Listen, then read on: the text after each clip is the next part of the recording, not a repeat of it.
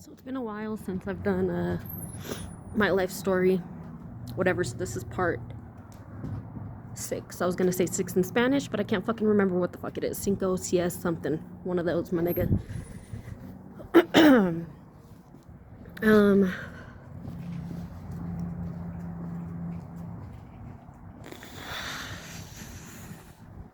So I was brought up by a family. Sorry, I'm kind of in a public place and I'm like a little bit embarrassed to be fucking speaking right now. And hopefully I'm being loud enough where you can fucking hear me, because I'm not doing this again. But, yeah, I grew up in a household of addiction. I'm an addict. I have a disease. I'm an addict. It is a progressive illness. And I fight every day to keep it under control. And it's not like my mind was sitting there fucking making these decisions when the drugs were in front of me or the alcohol was in front of me, like, hey, if I grab this or do this, then I'm gonna lose my kids and lose absolutely everything.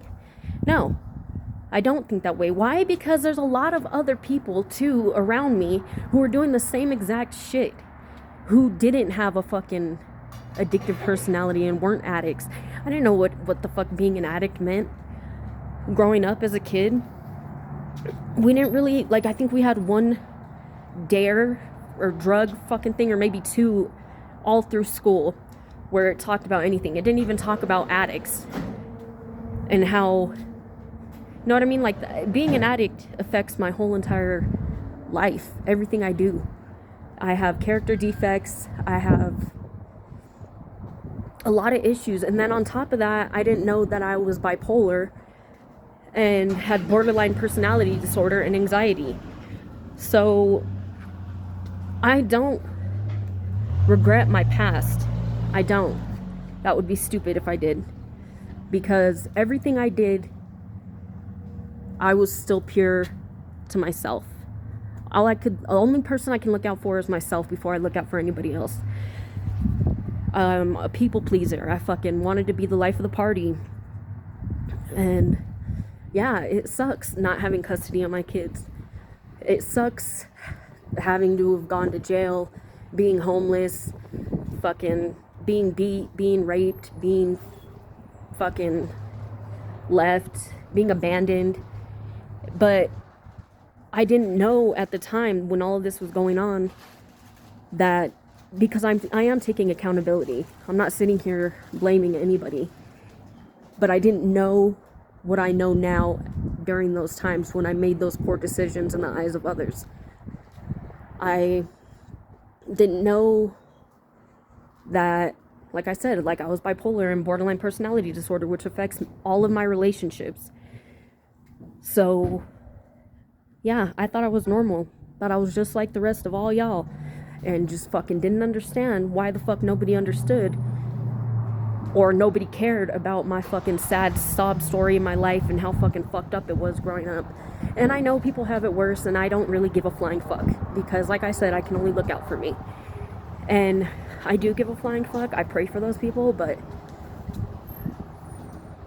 yeah.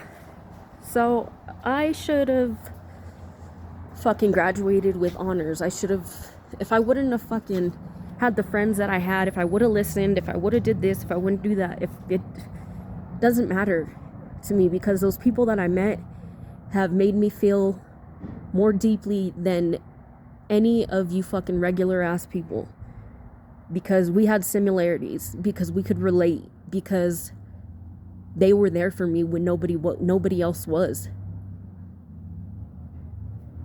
And yeah, so now I guess an update on my life, or no, I don't know where, I'm doing this out of order. I don't know where the fuck to start, fucking finish, continue, begin. I have a phone call right now. They can go fuck themselves. This is gonna be heavily, what's it called, where I cuss a lot? I don't know, but heavily that. So I was born in Glendale. And then we lived in Peoria, I believe. I could be wrong, but I know we lived in the valley until I was 3 years old. I can't remember my mom at all being a fucking kid until I was in like first grade, second grade. We moved to Holbrook, Arizona from the valley with my dad, me and my 2 older sisters, when I was 3 years old. All I knew was that my parents weren't together. My dad went to prison for a little bit. We stayed with my grandma. He was drinking and driving. That nigga was always drunk. I love him to death. So if I say that, and I'm very proud of him and where he is today, that's my road dog. But yeah, that went on. My mom would pop up every now and then. Like, I remember she would come in on a Greyhound, because I think she was living in California for a little bit. I don't know exactly with who or what or why. I thought my mom was normal as fuck, my nigga. I knew she smoked weed, like, when I got older, but I didn't know she was addicted to meth. Like, really, they did not put enough emphasis on meth and heroin and all of these illicit drugs in school. They did not. Like I said, I think we had like two times where they showed up and said anything. And I think they brought like beer goggles. And the fuck is that gonna do, my nigga? I'm seeing in green. The fuck is this? So stupid. Like, oh, this is actually kind of fun. That looks kind of fun. You're seeing something different. It's not like you're like, the beer goggles are gonna show you fucking crashing and killing somebody, or fucking losing your whole entire fucking life, your fucking house, your fucking loved ones, your fucking vehicle, your fucking everything. That's what the fucking beer goggles need to show while you bullshitting. But if you talk shit about addicts, if you degrade a fucking mother, fuck you. That's all I know.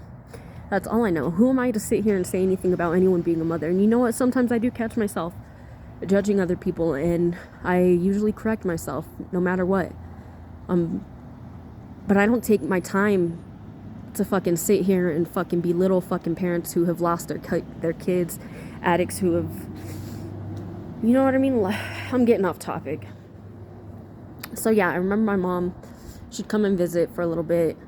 I would get confused because like her and my dad would be locked in the bedroom for like hours at a time. I remember I would be trying to peek under the door and see what the fuck was going on. So yeah, she was in and out of our lives. The way it would always end, usually when my mom left, like 90% of the time, is that she would start drinking and my dad would be already drinking because he drank all the time. And they'd get in a fight and things would get broken and cops would get called. So that would happen like at least, I don't know, fucking 4 times a year, all the way up until I was 15 years old. So I didn't get to witness, I mean, I did get to witness love when I was staying with my grandparents on and off. You know what I mean? They had a marriage and shit and we're all happy, but I grew up kind of with the resentment towards them because I didn't feel like they were my family because they adopted my dad. So that wasn't real to me. That wasn't my family. I didn't pay no attention to that. They live the way they live and my family lives the way they live. And what I see is what I became. And yeah, so I get into a relationship when I'm, I don't know, I want to say 14, might have been 15, with the father of my kids, Michael Barreras. Shout out to him for stepping up and being a dad when I couldn't and didn't have the means to be a mother. It's not that I sat there and fucking chose, hey, I'm not going to be a mom today because I'm going to fucking do drugs. No, I thought things would just work out in my fucking favor. Like, I did not think I was going to lose my kids. I didn't think that he would take them from me. But I never tried to sit there and raise them all fucking high and all fucking drunk, like fucked up. You know what I mean? Like, yeah, I would have a couple drinks or whatever, or if their dad was there, I'd drink more because I knew that they were taken care of. But anyways, I get in the relationship And I get pregnant at 15. And so yeah, I get pregnant at 15. And just like my 2 older sisters, I followed in their path. Everybody told me that's what was going to happen, and look, that's what the fuck happened. And I dropped out of school. I dropped out of high school. Because I can't say because I wanted, but looking back at it now, I think what I wanted or what I craved was a normal family. And the father of my kids kind of had that. His parents aren't addicts. I never seen them fight. I never seen them abuse people or whatever, or fucking break shit or nothing like that. And so as soon as I was able to get pregnant and live with him, fuck, I was happy as fuck, because I was out of that fucking cycle. And I had tried to get emancipated a lot, but they wouldn't let me do it. And so I get pregnant at 15, and I am still doing the things, not during my pregnancy. During my pregnancy, like, I won't even drink soda. I do not fuck around when I'm pregnant, which I've only been twice. I'm not making it sound like I'm pregnant all the time, but I'm fucking cold. I'm going in the sun. So, yeah, so things are still going on normal, and he's older than me too. So, I mean, when I was like 14, I think I met him, or 13, we had the same friends. We were really close for a long time, to be honest. And so I thought we were all on the same fucking page, thought we were all doing the same thing. We were all drinking, people would get fucked up, yada, yada, yada. That's just what we did. I didn't consider myself having a problem or being any different than them.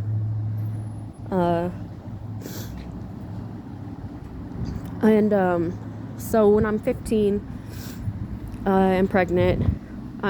We're at my sister's house, and my mom had been staying with my sister for a little bit. And she starts drinking. That's the only thing I knew that she would do when she would start freaking out, was drinking, was alcohol. I didn't know she was using meth at the time. I knew she'd sit in the bathroom for long periods of time, but I just thought she was smoking weed, because I'm pretty sure she would smoke weed to like cover it up. But anyways, so they get into a fight, my dad and my mom, and things get broken. I think she chucked a fucking full ass soda, tried to chuck it at his head, and it barely missed it and hit the fucking wall and made a hole into the wall. And I start getting pissed off and start arguing with her. My sister comes out, starts arguing with her, and my dad's already yelling at her. Actually, my dad wasn't even really yelling. He was just kind of sitting there, not saying or doing shit, which I'm sure pissed her off even more. But I was talking shit to her because she was saying something about me being pregnant and how the father of my kids is older than me, when she had a boyfriend who was like way fucking older than her. I think maybe older than her fucking dad. And so I was talking shit, like, how the fuck are you gonna say anything to me? Obviously, if I could go back in time, that one thing I would fucking change, because that's my mother. I shouldn't be fucking talking to her that way anyways, no matter what. And she ends up taking off. We tell her to leave, and I go back to Michael's house, and we go to sleep. And I remember like having a hard time going to sleep, and it being like midnight, I think, and I just knew something was wrong. I could feel it. And so I tried to call her at her boyfriend's house. Nobody answered. I was star 67 in it. If you don't know what that is, that means you call with your number blocked. And still no answer. And I finally fell asleep. And not too long after I fell asleep, I heard her knock at the door. And I heard Michael's dad answer the door. And I could hear my dad, and he said, "Is Sierra here? We think we found her mom." And so I got up, and went and hi. How you doing? Good. Good. And went and sorry, it's a little hard for me to talk about this. I don't really talk about this often, and I should have. It doesn't matter what I should have done. But yeah, he says, "Is Sierra here? We think we found her mom." So I get up, and he's standing there with I want to say he was with both my sisters, and they tell me that they said that they think they found mom on the railroad tracks. They told me she was dead, and I remember when just clinging to that word "think." They think they found her, and so my mind didn't really process the fact that she died until I don't know, right now, until now in my life, because I was just like, no, that's not her. They have the wrong person if they think they found her. And they chose, I was underage, I didn't have a say in anything. They chose not to view the body. And I mean, she was hit by a train. I understand, like, her body, you know what I mean? Like, that's my mom. And like, to have to think of a fucking train like hitting her, like walking, like as her body, just her against a train, like just being completely fucking dragged and fucking mangled and all that other shit from a fucking train. It was hard for me to grasp it then, and I didn't even cry. I don't think I cried really until I got way older, which now I cry during times like this. But yeah, so she died, and that really didn't fuck me up then as much as it does now. But I do fucking see a counselor, and I do have support, and I do have tools and things that I've learned to use to deal with grief. But a lot of people don't understand what it was like to grow up like that. And I wouldn't never want my kids to go through what I went through. And I don't know how it happened. And it didn't. Not as bad as it was. But me and their father would fight a lot. We definitely fought a lot. And he was abusive. And I hope if he sees this, he doesn't get mad at me for saying that. Because I know there was times where I tried to fight back, or when I was verbally abusive or emotionally abusive, or you know what I mean. But that was still hard for me to understand why somebody who loves you would not care about your life. Like, not care if they killed you, not care if you died.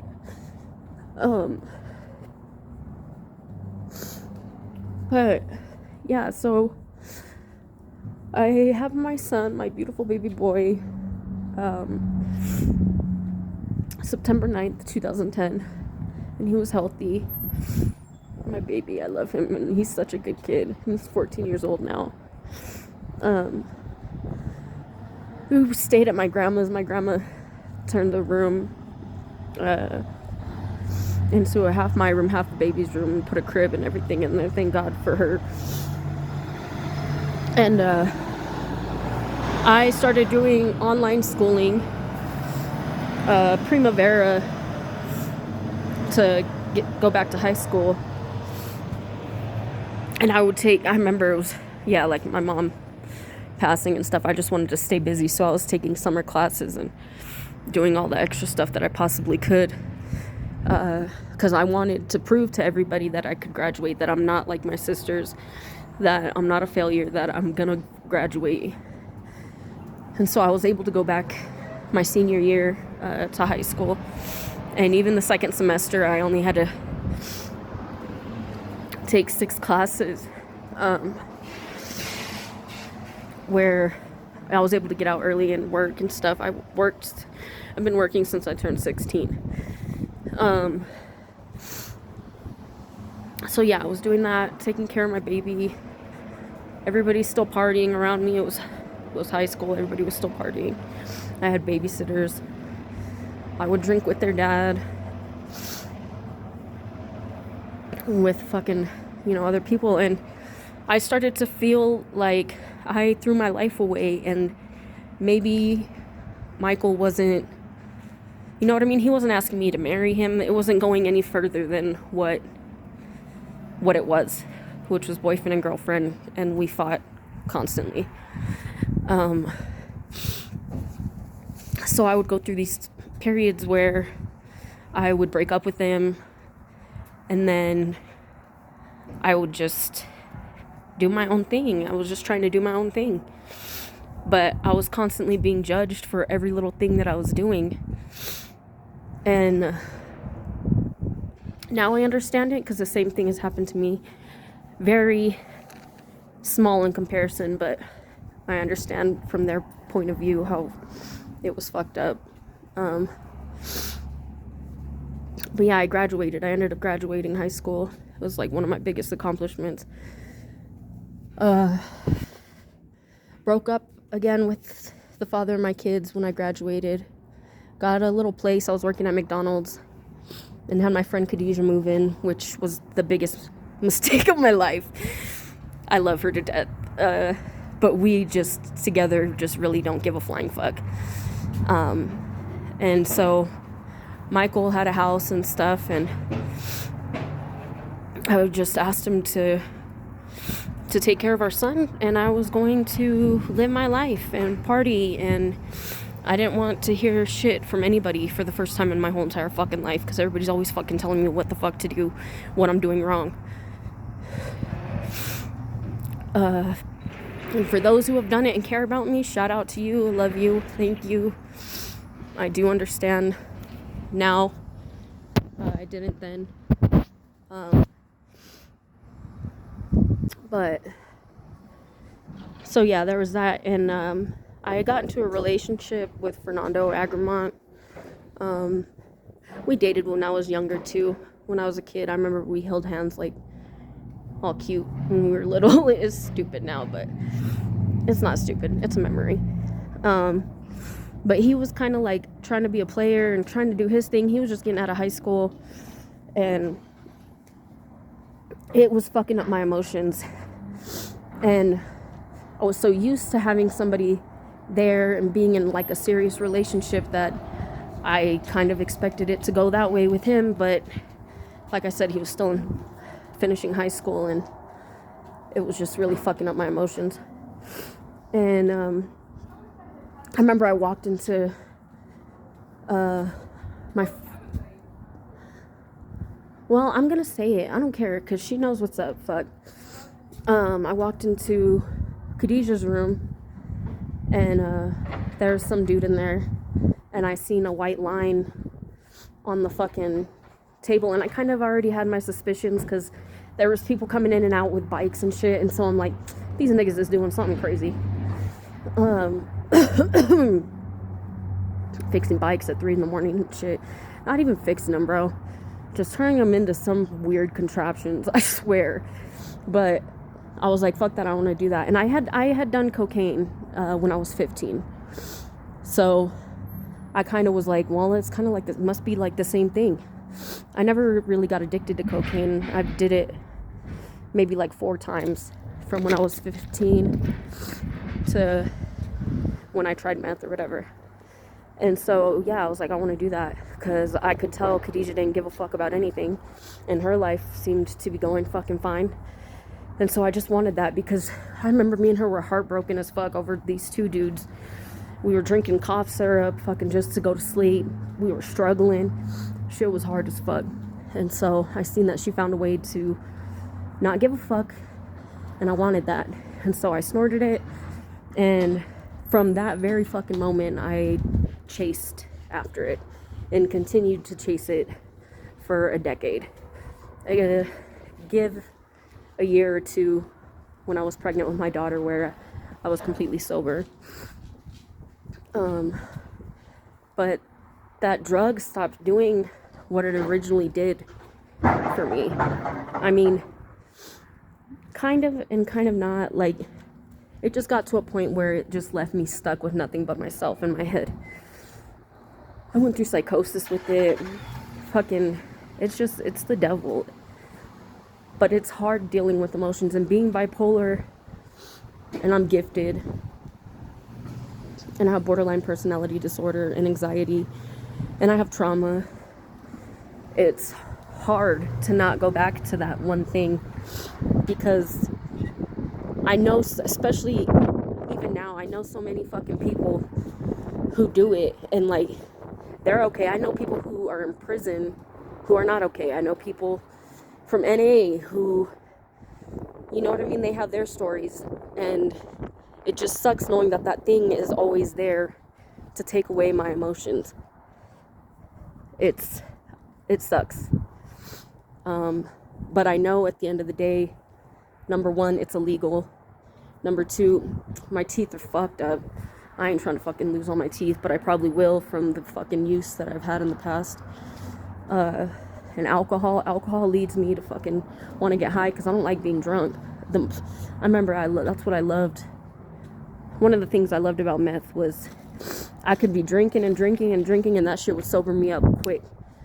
And I was the type of person who blacked out and got sick, so that was another fucking fix that it got me. Little did I know the toll it was taking on my body, but yeah, so it's been 26 minutes. That's kind of all I got for right now. But God is good. One day at a time. I thank God that I'm sober today. It's hard being me. And I'm not saying we don't all have our problems. You know what I mean? Because I know we do. We do. We all have our problems. And just because we don't know a lower point than somebody else doesn't mean we don't have our lowest point. And some are lower than others, but we still have our lowest point. But God bless all of you. If you fucking watch this, you a real one.